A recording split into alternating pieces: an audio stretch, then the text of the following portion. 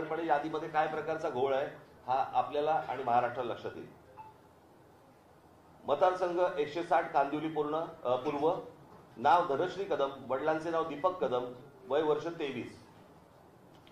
आता वडिलांचे डिटेल्स. नाव दीपक रघुनाथ कदम, वडिलांचे नाव रघुनाथ कदम, वय 117. मतदारसंघ 161 चारकोप. नाव नंदिनी महेंद्र चव्हाण, वडिलांचे नाव महेंद्र चव्हाण, वय वर्ष 124. वय 124.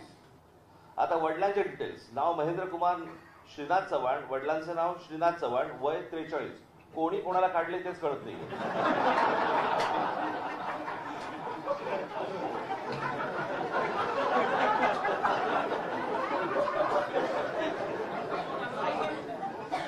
मित्रांनो, आपल्या देशाच्या संविधानाने जो इलेक्शन कमिशन आहे, जो निवडणूक आयोग आहे, त्याला स्वायत्तता दिलेली आहे. स्वायत्तता यासाठी दिलेली आहे की त्यांनी देशामध्ये फ्री, फेअर आणि ट्रान्सपरंट, म्हणजे फ्री म्हणजे मुक्त, फेअर म्हणजे योग्य आणि ट्रान्सपरंट म्हणजे पारदर्शी, अशा प्रकारे निवडणुका घ्याव्यात. यासाठी निवडणूक आयोगाला ही जी स्वायत्तता आहे ही यासाठी दिलेली आहे.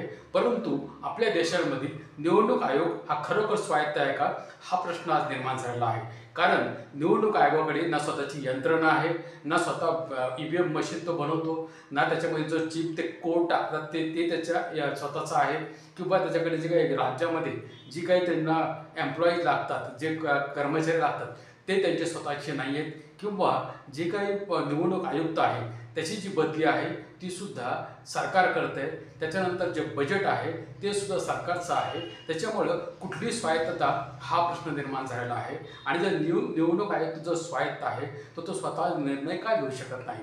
प्रत्येक वेळेस निवडणूक आयोगाकडे ज्यावेळेस लोक जातात, निवडणूक आयोगाला ज्यावेळेस एखादी गोष्ट मागितली जाते त्यावेळेस किंवा निवडणूक आयोगावर जाण्याचा प्रयत्न केला जातो, त्यावेळेस दिल्लीमध्ये तुम्ही जर बघितलं असेल तर त्या ठिकाणी जंतर मंतरवर असेल, दिल्लीमध्ये असेल, निवडणूक आयोगापर्यंत जेव्हा पण जाण्याचा प्रयत्न केला जातो त्यावेळेस त्या ठिकाणी 144 धारा लावून पोलीस त्या ठिकाणी उभे केले जातात आणि त्या ठिकाणी लोकांना तिथपर्यंत जाऊ दिला जात नाही. आणि निवडणूक आयोग त्या ठिकाणी निवडणूक आयोगाचा बचाव करण्याचा प्रयत्न सरकार करतं, कारण निवडणूक आयोगापर्यंत लोकांनी जाऊ नये याचा पूर्ण बंदोबस्त सरकार करतं. आणि निवडणूक आयोग मागच्या काही वर्षामध्ये ज्याप्रमाणे कारभार करत आहे आणि ज्याप्रमाणे जे लोकसभेचे जे विरोधी पक्षनेते आहेत राहुल गांधी यांनी ज्याप्रमाणे त्या ठिकाणी वोट चोरीचा पुराव्यासहित सर्व डेमो दिला किंवा सांगितलं आणि त्याप्रमाणे त्यांनी हे सर्व जे गौप्यस्फोट केलेले आहेत, त्याच्यानंतर कुठल्याही प्रकारची मनामध्ये शंका असण्याचा हा परिस्थिती नाही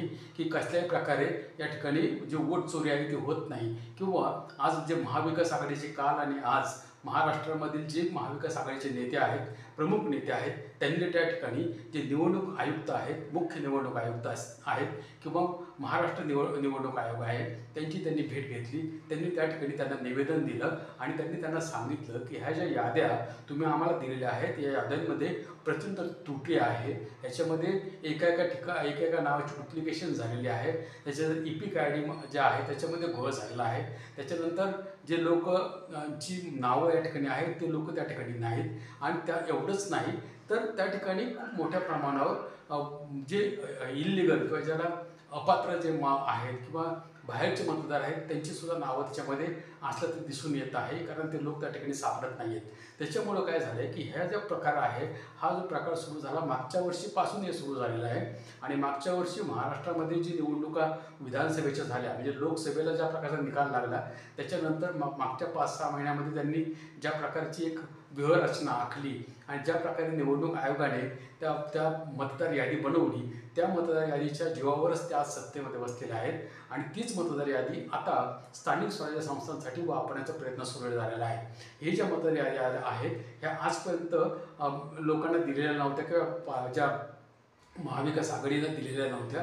परंतु आता जेव्हा सुप्रीम कोर्टाने सांगितलं की 31 जानेवारीपूर्वी तुम्हाला निवडणुका स्थानिक स्वराज्याच्या घ्याव्या लागतील, त्याच्यानंतर आता ह्या हडबडीमध्ये हे सर्व गडबडी करण्याच्या उद्देशाने पटापट ह्या याद्या बाहेर काढलेल्या आहेत आणि आता ते याद्यांमध्ये प्रचंड घोळ आहे हे जेव्हा समजलेलं आहे त्यावेळेस हे जे महाविकास आघाडीचे जे प्रमुख नेते आहेत त्यांनी जाऊन त्यांची भेट घेतली आणि त्यांना सांगण्याचा प्रयत्न केला की ह्या याद्यांमध्ये खूप सारे घोळ आहेत आणि जोपर्यंत ह्या याद्या पूर्ण होत नाहीत, नीट होत नाहीत, तोपर्यंत निवडणुका घेऊ नका. परंतु निवडणूक आयोग त्या ठिकाणी ऐकल असं दिसत नाही आहे आणि हे प्रकार जो आहे ना, हा प्रकार मागच्या खूप वर्षापासून चालू झालेला आहे. आणि मागचे जे निवडणूक आयुक्त होते ते पण तुम्ही बघितलं असेल की ज्या प्रकारे ते पेजेसमध्ये मतदान करणं, मग ते डायलॉग मारणं, मग शेरोशायरी करणं आणि EVMच्या बाबतीमध्ये तर जवळजवळ 50, 150, 200 केसेस सुप्रीम कोर्टामध्ये झालेल्या आहेत. पण सुप्रीम कोर्टामध्ये आपण जातो कशाला, तर न्याय मिळण्यासाठी. परंतु त्या ठिकाणी जजमेंट होतं, न्याय होत नाही. आणि एकाही केसमध्ये सुप्रीम कोर्टाने सांगितलं नाही की तुम्ही VVPATची आणि जी काय मतगिनती आहे, जे पडलेले मत आणि VVPAT याची तुम्ही एकत्र मिलान करा. तर त्याचे फक्त 5%च करा, 2%च करा. त्या रिझर्वेशनसारखं जसं रिझर्वेशनचं आहे ना, 50%च्या पुढे देऊ नका. त्याच्यामध्ये संविधानामध्ये कुठेही नाही आहे 50%च्या पुढे देऊ नका. क्रिमी लेअर कुठेही नाही आहे संविधानामध्ये. तसंच हे 5%ची फक्त मोजणी झाली पाहिजे हे सुद्धा संविधानामध्ये कुठेही नाही आहे. ते जे मतदान जोपर्यंत तो जो मतदार आहे त्याची खात्री होत नाही की मी ज्याला मत दिलं त्यालाच ते मत मिळते का नाही, तोपर्यंत हे प्रक्रिया पारदर्शी आहे असं कधीही म्हणता येणार नाही. परंतु सुप्रीम कोर्टामधून सुद्धा अशा प्रकारचे निर्णय आलेले नाहीत. त्याच्यामुळं काय झालं आहे की सुप्रीम कोर्टामध्ये हे जे सत्तेमध्ये पक्ष आहे त्याचं एकच म्हणणं असतं, एक तर निवडणूक आयोगाकडे जा, नाही तर सुप्रीम कोर्टाकडे जा.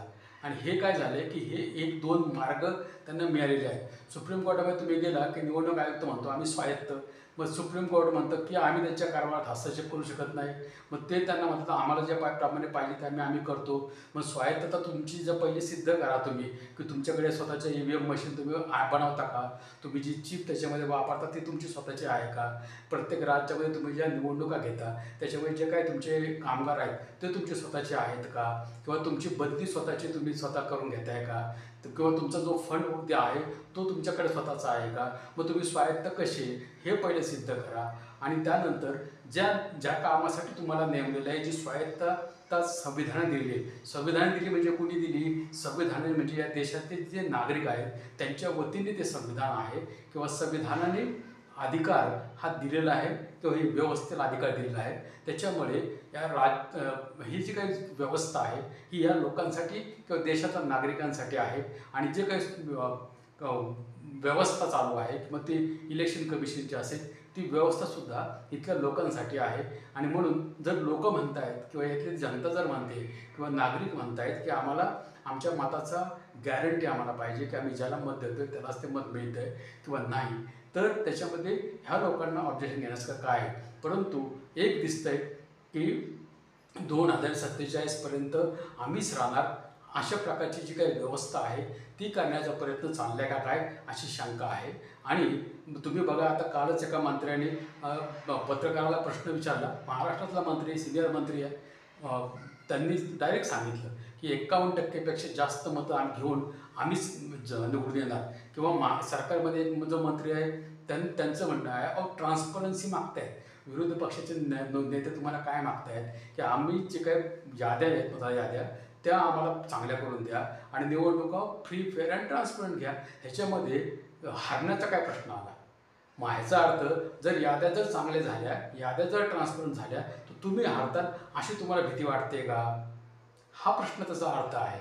आणि म्हणून जे काही त्या ठिकाणी महाविकास आघाडीचे नेते गेले आणि त्याच्यामध्ये जे प्रमुख पहिल्या वेळेसच महाविकास आघाडीमध्ये जे सामील झाले ते महाराष्ट्र निर्माण सेनेचे अध्यक्ष माननीय राजसाहेब ठाकरे.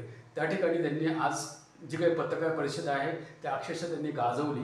त्यांनी त्या ठिकाणी एक जो डायलॉग जो त्यांनी मारला त्याच्यानंतर तर संपूर्ण जे काही पत्रकार होते ते एकदम मनापासून त्यांनी त्याला दाद दिली, खूप हसले.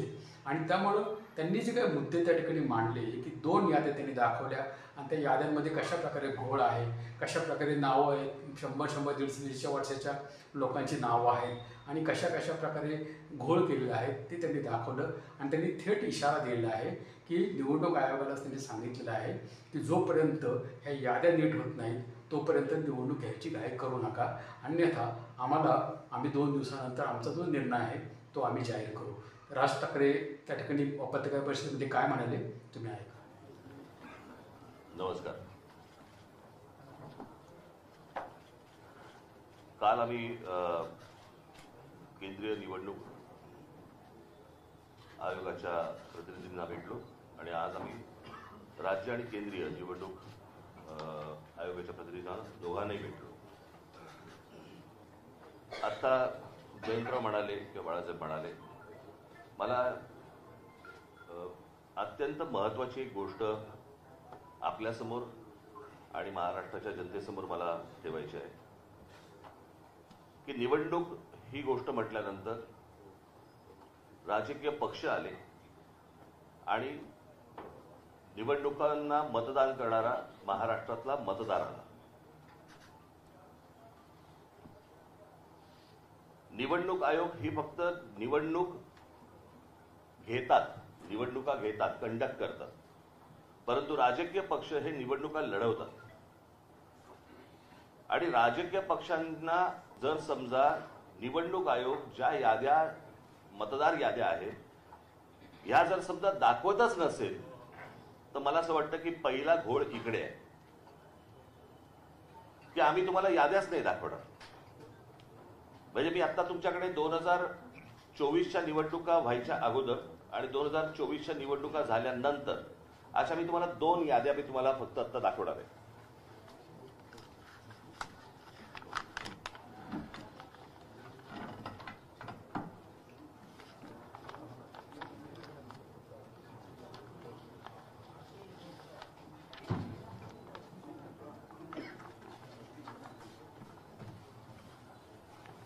निवडणूक 2024च्या निवडणुका ज्या वेळेला झाल्या त्यावेळेला ज्या निवडणुकांची जी मतदारांची यादी होती ती मी यादीचा काही छोटासा तपशील मी फक्त आपल्यासमोर मी वाचून दाखवणार आहे.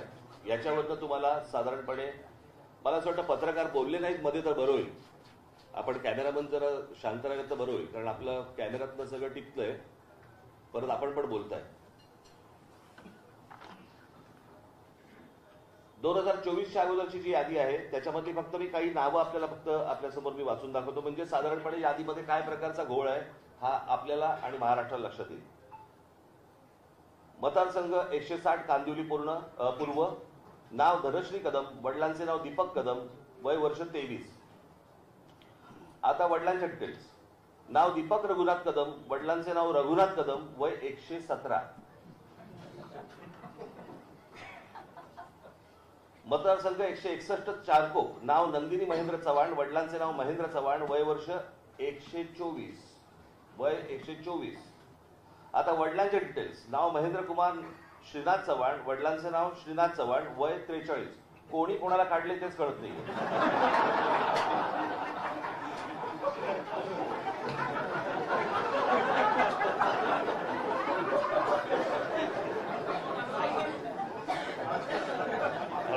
विषय गंभीर आहे.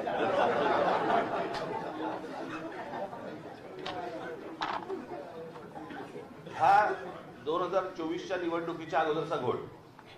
2024 नंतर त्यांनी त्यांच्या वेबसाईटवरती यादी जाहीर केली ज्याच्यामध्ये फक्त नावं आहेत, फोटो नाही, पत्ता नाही, काही नाही. आणि मग काल आम्ही जेव्हा केंद्रीय निवडणूक आयोगाशी बोलत होतो त्यावेळेला त्यांनी सांगितलं की नाही, हे राज्य निवडणूक आयोगाकडे येतं. आता राज्य निवडणूक आयोगाकडे आम्ही भेटल्यानंतर राज्य निवडणूक आयोग म्हणतं हे केंद्रीय निवडणूक आयोगाकडे येतं. दोघेही प्रतिनिधी हे केंद्रीय निवडणूक आयोगाचेच प्रतिनिधी आहेत. आणि म्हणजे महाराष्ट्रातल्या राजकीय पक्षांना या संपूर्ण मतदार याद्या न दाखवण्याचं याच्यातनं काय मिळणार आहे तुम्हाला? यात फक्त घोळ होणार आहे. आणि आता आम्ही फक्त त्यांच्यासमोर एवढंच सांगितलं की या मतदार याद्या जोपर्यंत सुधारणा होत नाही, तुमची सुधारणा होत नाही, तोपर्यंत निवडणुका तुम्ही घेऊ नका. आता साधारणपणे आपण जर समजा महानगरपालिकेच्या किंवा स्थानिक स्वराज्य संस्थांच्या निवडणुका जर समजा आपण पाहिल्या तर गेल्या 5 वर्षामध्ये निवडणुका झालेल्या नाहीयेत. मग जर 5 वर्ष जर समजा या निवडणुकांमध्ये गेलेली असली तर मग याद्या सुधारण्यासाठी अजून 6 महिने गेले तर काय फरक पडतो? आणि मला असं वाटतं की याद्या सुधारल्याशिवाय त्यांनी निवडणुका घेऊ नये हेच आज आम्ही त्यांना सर्वांनी सांगितलेलं आहे. म्हणजे त्यांनी आता काहीतरी काल एक आमची भेट झाल्यानंतर त्यांनी एक नोटिफिकेशन काढलं आणि त्याच्यामध्ये आम्हाला राजकीय पक्षांना 8 दिवस दिले. म्हणजे हे 6-6, 8-8 महिने काम करणार आणि राजकीय पक्षांनी 8 दिवसामध्ये ह्यांना सगळ्या छाननी करून द्यायची, कसं शक्य आहे?